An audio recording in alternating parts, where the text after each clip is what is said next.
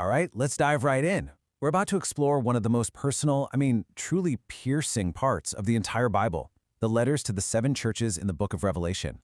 See, these are so much more than just old historical documents. They're like a direct message written straight to the human heart. So, you have these 7 churches, right? Real places, real people, real congregations. But why are their stories still around? Why did Jesus make sure we'd still be reading them thousands of years later? Well, that's the big question we're tackling. What if these letters are more than just ancient warnings? What if they're actually a mirror? A mirror held up to your heart, right here, right now. I want you to picture something. Imagine you're walking through the ruins of some ancient city. You see the broken stones everywhere, kind of like forgotten memories. And then you look up and see these crumbling pillars, the ghosts of something that must have been magnificent once. And it just makes you wonder, what happened here? The whole place is just covered in this fine layer of dust, a reminder of how much time has passed. But here's the thing, these cities, they had vibrant churches, and Jesus, well, he didn't save their stories just to give us a history lesson. No. The reason he preserved them is because they get at something timeless, the condition of the human heart. That's why they're a mirror. They're meant to show us, well, ourselves. And what's so wild is how the book of Revelation kicks off. You might expect, beasts and judgments and all that right away. But no, it starts with this incredibly intimate scene. It's just Jesus walking slowly, thoughtfully, among 7 golden lampstands. And those lampstands, they're his churches. And this right here, this is the whole idea in a nutshell. On one side, you've got these ancient churches, real people, real faith, real struggles, and yeah, real compromise.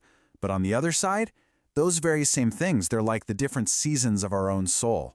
It's a personal diagnosis for you, for me, for today. Okay, so let's get into the diagnosis that Jesus gives.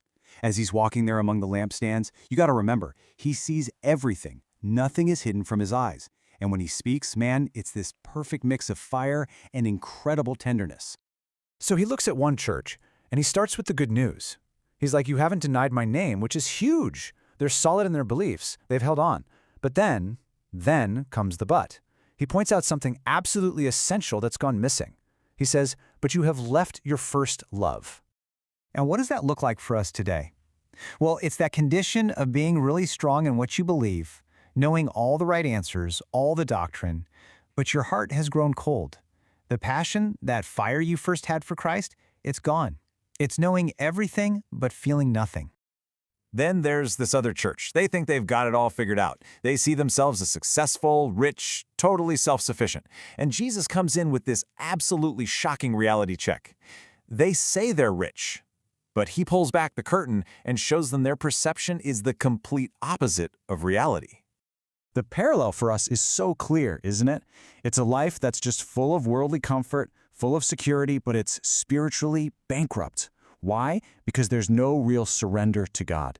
It's a heart that's learned to trust in its own plans way more than it trusts in Christ. And, okay, get ready for this one. This one is chilling. What about the church that has a great reputation? You know the one. Everybody on the outside looks at it and thinks, wow, they are so alive, so vibrant. But Jesus sees right through it. This is that condition of looking the part.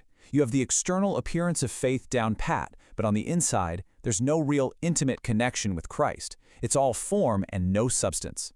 So you see the pattern here? The really crucial takeaway is this.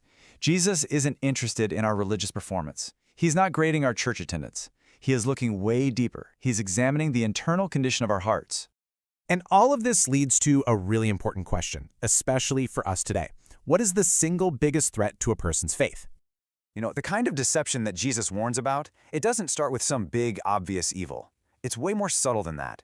It starts with a comfortable religion, one that doesn't really ask anything of you, a belief system that doesn't really require obedience, a faith with no fire. It's so easy for us to think that the biggest threat to our faith is going to be persecution, pressure from the outside world. But what Jesus warns about most, it's not persecution.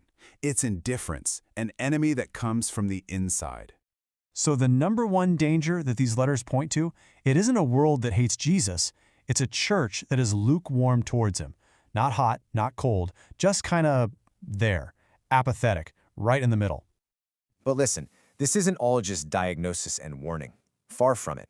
Ultimately, these letters are an invitation. Because the same Jesus who is giving these tough warnings, he's also the king, and he is actively preparing a people for his kingdom. And there's this beautiful pattern you see in every single letter. No matter how tough the diagnosis is, every one of them ends with a glorious promise. But, and this is a big but, these promises are for a specific group, those who overcome. So what does that even mean, to overcome? Well, it's not about just blending in with the culture. It's not about compromising your beliefs. And it's definitely not about just performing religious duties. It's about being a people who are repentant and who are faithful. Here's the bottom line. The kingdom of Christ, it isn't something we're just going to stumble into by accident.